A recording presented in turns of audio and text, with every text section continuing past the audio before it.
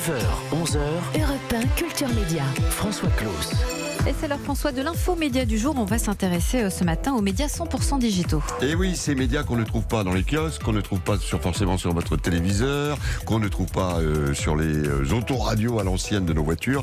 Des médias qu'on trouve sur ses tablettes, sur ses portables, sur son ordinateur. Ce sont les médias 100% digitaux qui aujourd'hui se taillent une belle place dans le monde médiatique. Ils sont très certainement les médias de demain, mais ils sont déjà les médias d'aujourd'hui. Et comment est-ce qu'ils s'inscrivent dans ce panorama-là ? Je suis heureux d'accueillir dans ce studio Céline Daugenet et Julien Lamurie qui ont ensemble fondé et développent aujourd'hui Simone Média. Bonjour madame, bonjour monsieur. Bonjour. Merci d'être avec nous ce matin. Et puis il est au téléphone avec nous, Johan Hufnagel. Bonjour. Bonjour François. Vous êtes l'un des cofondateurs d'un autre site qui est en train de se faire sa place dans le monde de l'information digitale. J'ai nommé Loopsider. Céline Daugenet, racontez-nous un peu la genèse de Simone Média. Ça part d'où ? Alors, ça part d'une idée qu'on a eue en commun avec Julien. En fait, moi, je venais de la télé. Je ne savais plus très bien vers quoi j'avais envie de me tourner professionnellement. Et puis, j'avais envie d'un média qui n'existait pas, un média qui parle des femmes, qui me parle à moi. Voilà. Et l'idée est partie un peu comme ça. J'en ai parlé à Julien, on se connaissait avant. Et ça a fait écho aussi chez lui. Et Julien Lamurie, c'était clairement un média qui parle, les femmes parlent aux femmes, et ça va peut-être aussi intéresser les hommes. Alors, on est sur un média quand même très très féminin, et effectivement on se disait qu'aujourd'hui pour toucher les jeunes femmes, les moins de 35 ans entre guillemets, il fallait quand même un média qui leur ressemble et qui soit un tout petit peu différent dans le ton et dans la façon d'aborder les sujets d'actualité notamment. Lorsqu'on veut apparaître dans le monde digital, il faut être, vous avez employé le mot, différent. Oui, il faut être différent. Et puis, l'idée, c'était aussi d'aller chercher les jeunes femmes là où elles sont, c'est-à-dire sur les réseaux sociaux. Et c'est un peu comme ça qu'est née l'idée. Et d'être différent, en fait, c'était aussi de proposer peut-être une écriture qui soit plus en adéquation avec les codes de ces réseaux sociaux, donc une écriture sociale, en fait. C'est ça qu'on s'est dit au départ. Alors, à quoi ça ressemble lorsqu'on se branche ? Alors, pour nos auditeurs, parce qu'on a des auditeurs pour ceux qui ne sont pas encore abonnés à Simone, il faut tout de suite aller sur Facebook, Instagram et s'abonner. Donc, ça passe nécessairement par ce qui existe déjà comme support sur le net, c'est-à-dire les réseaux sociaux. Tout à fait, oui. Il faut donc avoir un compte Facebook ou être sur Instagram pour pouvoir accéder à Simone. On ne peut pas taper Simone juste sur son portable ou son ordinateur. Alors, si, parce que c'est aussi sur le site de Femmes Actuelles. Exactement. Oui, parce qu'il faut préciser que vous ne partez pas de nulle part, c'est que vous êtes assis finalement sur un groupe de presse qui a décidé de développer le groupe Prisma, Femmes Actuelles, qui a décidé de développer un média numérique. Exactement, comme je vous le disais un peu plus tôt, la question était de se dire comment on va aller chercher une cible bien plus jeune qui n'achète pas énormément de magazines papier, et la réponse était sur les réseaux sociaux. Donc on a créé effectivement Simone Média dans cet esprit-là. Et il est indispensable d'avoir ce support aujourd'hui des réseaux sociaux pour se développer et exister en tant qu'entité médiatique. Oui, c'est notre diffuseur en fait. C'est un peu comme une chaîne de télé qui diffuserait un programme. Voilà, Facebook, c'est notre partenaire en fait. On travaille main dans la main avec eux.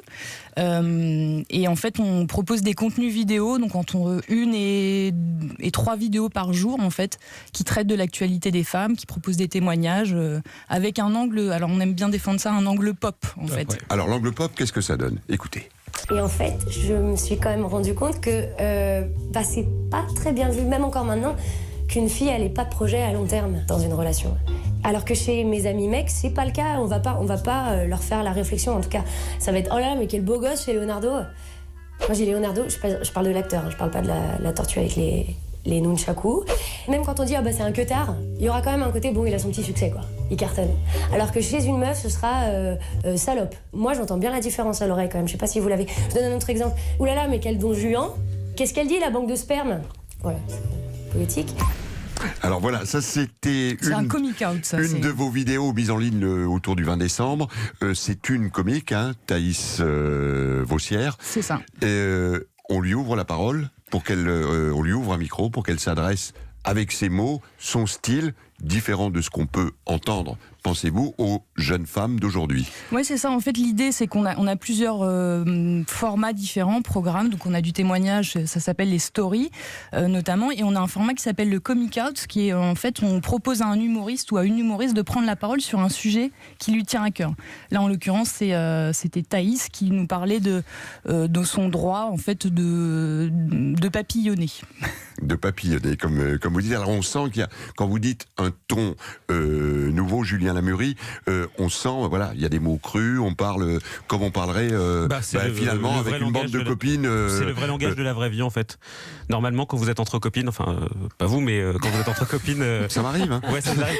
Ouais, normalement, vous utilisez tous les mots de la vraie vie, vous dites des gros mots, voilà, vous débordez un peu de temps en temps. Enfin, sauf que là, vous le remettez en scène, si je puis dire, puisque vous filmez. C'est pas une captation directe d'un moment naturel. Il faut recréer le naturel. Mais c'est une façon de s'exprimer, en fait. C'est un langage de plus jeune, entre guillemets. C'est que, bah oui, on se parle naturellement, avec des vrais mots. Enfin, il n'y a pas de façon de prendre des pincettes pour dire les choses. Ouais. Alors, Johan Hufnagel, vous êtes toujours avec nous au téléphone. Vous qui avez cofondé Loopsider, vous êtes parti de quelle idée? Pas forcément une cible, mais plutôt de renouveler, j'allais dire, la manière de consommer de l'information. Oui, effectivement, c'est un peu notre point de départ avec mes deux camarades de cofondateurs il y a maintenant presque 2 ans.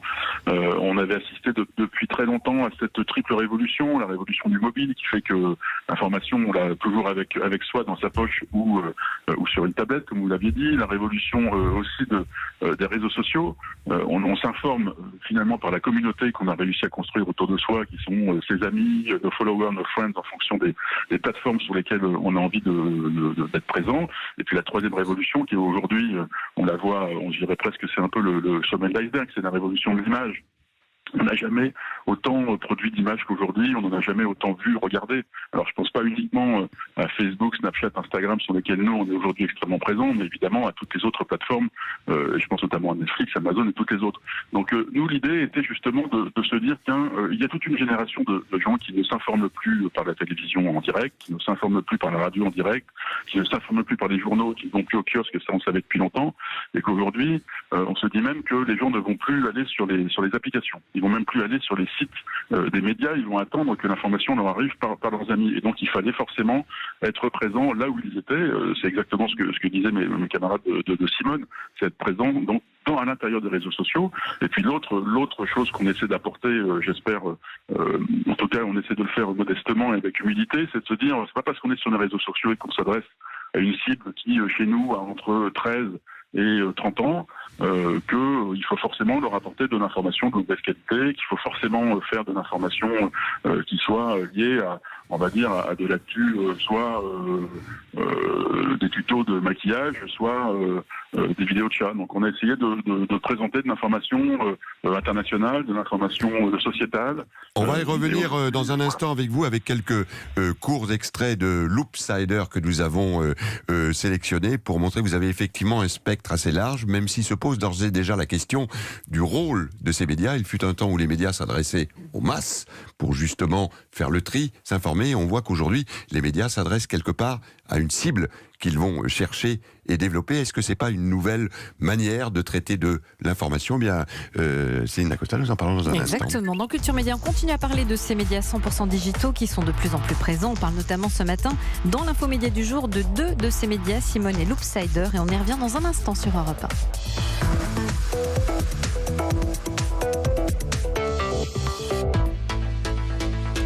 1. Alors, qu'est-ce qu'on boit? Un critère rosé? Oh, t'as quelque chose à nous annoncer, toi? Non, pourquoi? En principe, on ouvre des bulles pour les grandes occasions. C'est vrai. Mais si pour une fois, on faisait à notre façon, ce serait bien, non? Critères, rosé, demi-sec ou brut, à chacun son style. L'abus d'alcool est dangereux pour la santé, à consommer avec modération.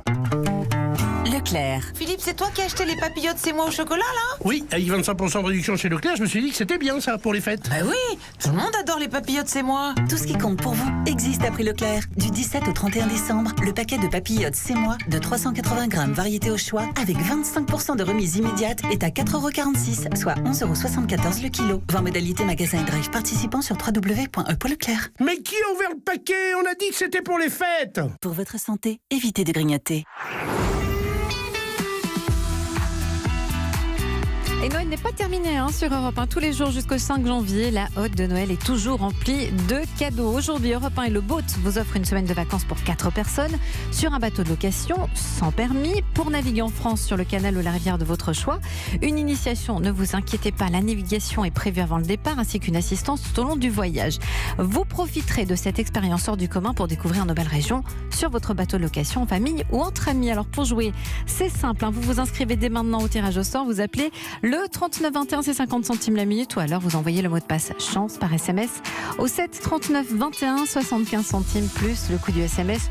3 petits SMS pour jouer. On vous souhaite bonne chance. 9h, 11h, Europe 1 Culture Média. François Claus. Ce matin, dans l'infomédia du jour, on parle des médias 100% digitaux avec vos invités François, Céline Daugenet et Julien Lamurie, qui travaillent tous deux à la rédaction en chef de Femmes Actuelles et qui sont cofondateurs de Simone Média. Et puis avec nous par téléphone, on a également Johan Hufnagel, qui est cofondateur de Loopsider. Alors question avant d'en venir à l'aspect, j'allais dire, éditorial et la manière de travailler l'information sur ces nouveaux médias digitaux, il y a la question, le nerf de la guerre, le financement. Comment est-ce que vous arrivez, Julien Lamurie, à vivre aujourd'hui la publicité, les abonnements? Non, normalement, c'est du gratuit. Oui, c'est tout à fait du gratuit. C'est un modèle tout à fait différent de ceux qu'on a pu connaître jusque-là. Simone Média, sa force, c'est que on tient pas sur un modèle publicitaire simplement. On tient sur, on a ce qu'on appelle un triptyque. On fait des événements aujourd'hui. Donc il y a des gens qui viennent, qui payent leur place pour assister à des événements qu'on organise. Et on fait que vous annoncez sur les réseaux sociaux à travers ce qui devient votre communauté de consommateurs d'informations.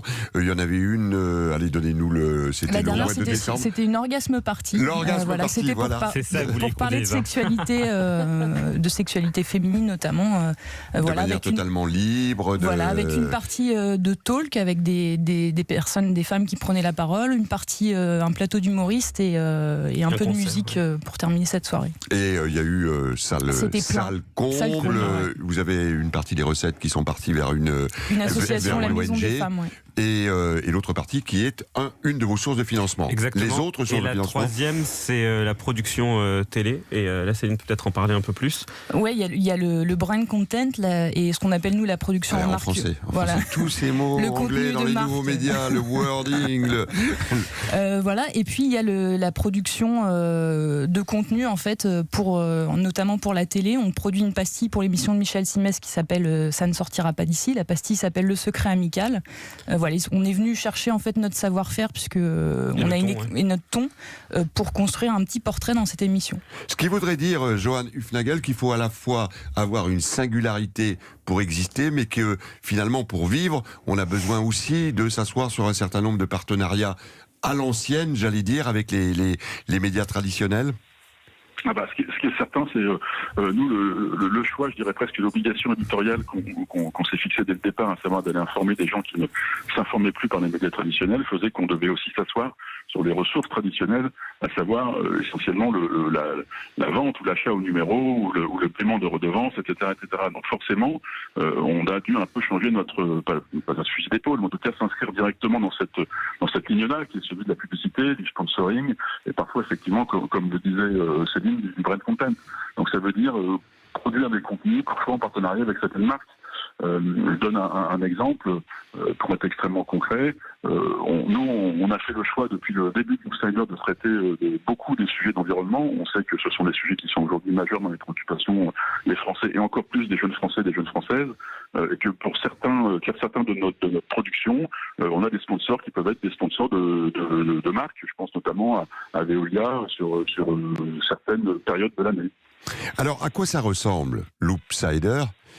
Écoutez ce témoignage, par exemple, vous avez décidé de vous intéresser à la vie de Eric, un homme qui dort dans la rue.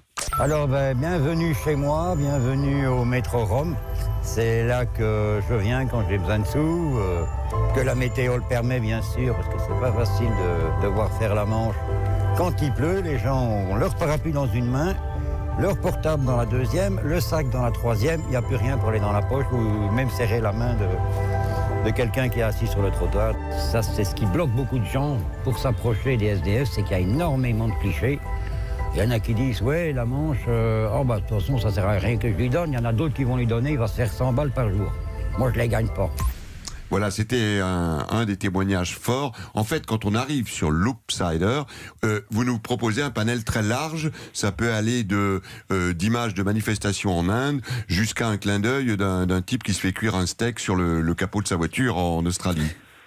Absolument. On est en tout cas sur Loopsider, on est un média généraliste. Alors, on a lancé il y a 3 mois un média féministe engagé qui s'appelle Période, qui là aussi s'adresse aux jeunes filles qui ont entre 16 et 25 ans.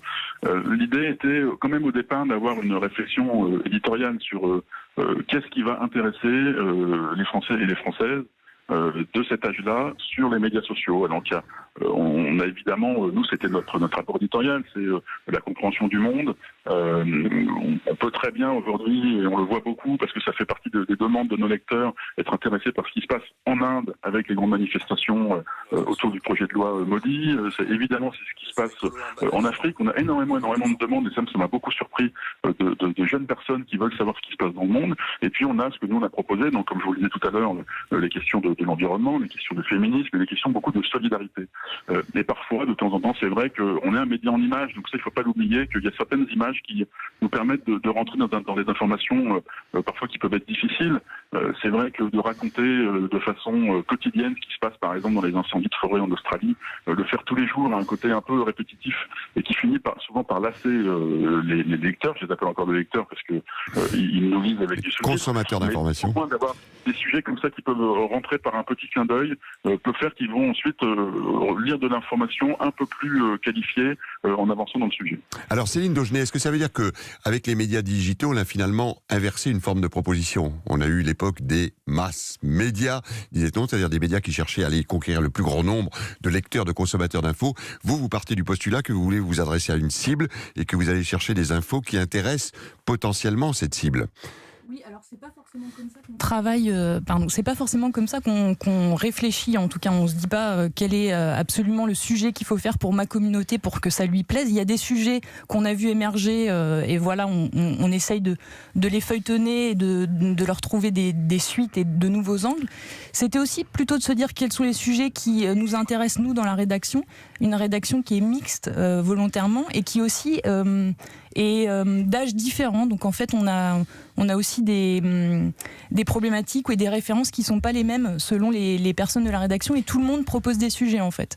Et je crois qu'au terme cible, on préférera le terme communauté en fait, parce que communauté engagée, a fortiori, et c'est là qu'elle se fait la différence. C'est-à-dire qu'on ne se dit pas, on va parler simplement aux femmes de moins de 35 ans, mais on va parler aux femmes de moins de 35 ans qui sont intéressées par les sujets du féminisme, par l'évolution de la condition des femmes en France. Enfin, voilà, c'est plutôt une histoire de communauté. Vous dites le mot communauté, mais justement, vous allez quand même flatter, j'allais dire dans le sens du poil, la communauté que vous cherchez. Finalement, la renforcer en tant que communauté. Ou la challenger, en fait. Parfois, on peut lui proposer des contenus dont on sait que ça va créer un débat, que ça va pas forcément plaire aussi.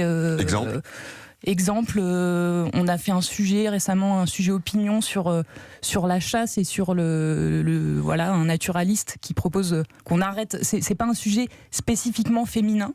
C'est un sujet qui a créé beaucoup de débats et c'est aussi ça qu'on cherche en fait. D'accord. Donc c'est vrai qu'on dit souvent que les réseaux sociaux créent une espèce de bulle d'information. Voilà, j'en venais à cette question fondamentale sur le rôle de l'information dans la société. On essaye de proposer à notre communauté des contenus, y compris des contenus où on sait qu'elle réagira pas de façon forcément tout le temps positive en fait. Et en fait la communauté peut s'agréger aussi autour d'une ligne éditoriale, c'est-à-dire qu'on va vers une ligne éditoriale qui nous ressemble. Du coup c'est le principe un peu des réseaux sociaux, c'est que vous allez être exposé au contenu qui vous ressemble, que vous aimez, que vous likez, que vous partagez, et ainsi de suite. Et plus vous allez liker, plus on va vous proposer en tout cas des contenus similaires. Vous confirmez cette logique dans le public des très communautés, des médias digitaux, Johan Hufnagel?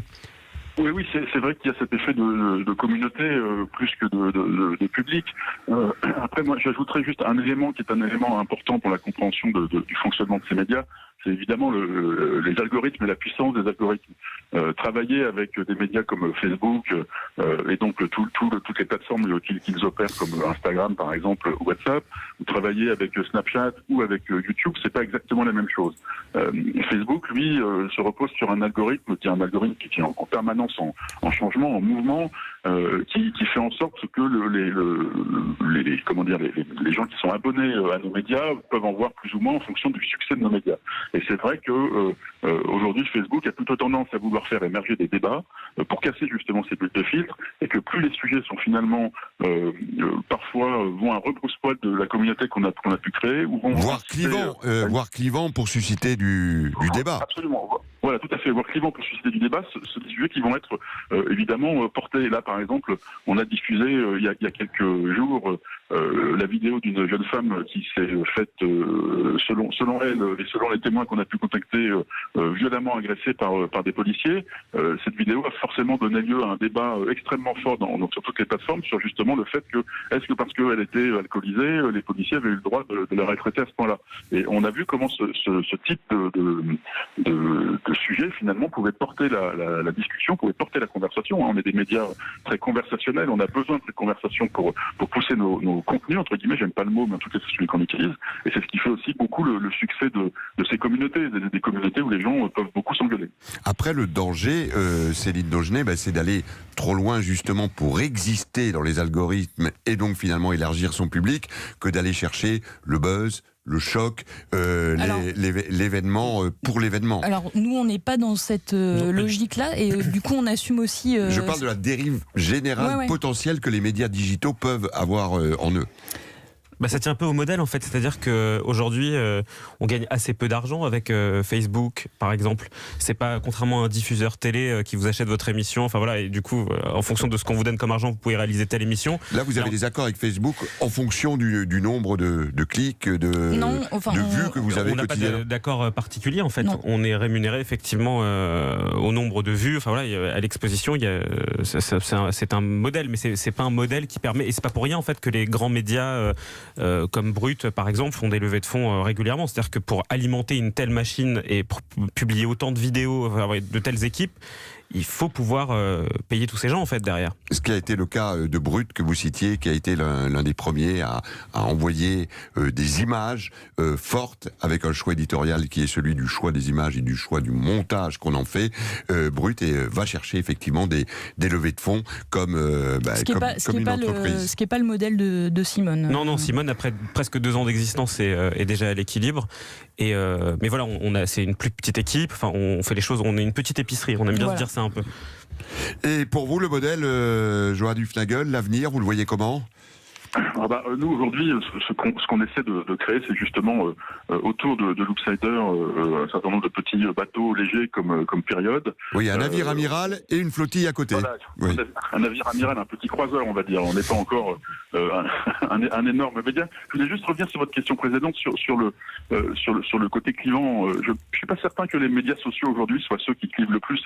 Ceux qui font aujourd'hui, on va dire le buzz, c'est quand même des médias très traditionnels qui vont eux aussi aller chercher du clivant pour qu'on parle d'eux. Nous, on a fait et pour exister par rapport aux médias digitaux, justement, on est dans cette quadrature du cercle, effectivement, parfois, et cette dérive. Voilà, nous, on essaie de se garder loin de ça, on essaie de prôner des valeurs qui sont sinon positives, en tout cas des valeurs d'exemple. On aime beaucoup faire parler des héros du quotidien. Vous avez, avec l'exemple que vous avez cité, on est oui, de Eric, le SDF, par exemple. Voilà, envie de changer la vie. Et nous, changer la vie aussi, ça passe justement par des médias qui sont des médias, on va dire, plus proches des gens, qui essaient de réfléchir à ce qui sort des conversations. On écoute beaucoup les conversations qu'il y a sur les réseaux sociaux. On a une équipe data qui monitore justement ce qui se dit, ce qui se raconte, ce qui nous permet... Ce qui est finalement pour vous, à l'heure du digital, le travail d'enquête. Certains partaient à l'époque avec un magnétophone sur l'épaule dans la rue pour faire des interviews. Maintenant, on regarde ce qui se joue sur les réseaux pour en faire un sujet. Mais pas que on propose, enfin, on a un fonctionnement aussi comme peut-être les médias plus traditionnels, c'est-à-dire qu'on a des sujets qu'on a envie de défendre et qui ne sont pas soumis par notre communauté. C'est plutôt nous qui leur proposons. Qui allez vers votre communauté pour leur dire regardez ce débat. C'était passionnant, hein, on a même débordé un petit peu. On aimerait continuer cette conversation avec vous. Allez voir ce que ça donne. Simone Média. Allez voir également Loopsider. Puis on peut citer effectivement la figure tutélaire de ce monde du média 100% digital brut, qui est qui a été une révolution dans le monde de l'image pour les médias. Puis moi j'aime bien Les Jours aussi, je ne sais pas si vous allez regarder de temps en temps, qui nous propose un très beau regard de promenade, de prise de temps sur les grandes problématiques de notre temps. Voilà quelques exemples des médias digitaux sur lesquels on voulait vous informer ce matin. Merci à vous Julien Lamurie, merci à vous Céline Daulgenay, et merci à Johan Hufnagel de Loopsider.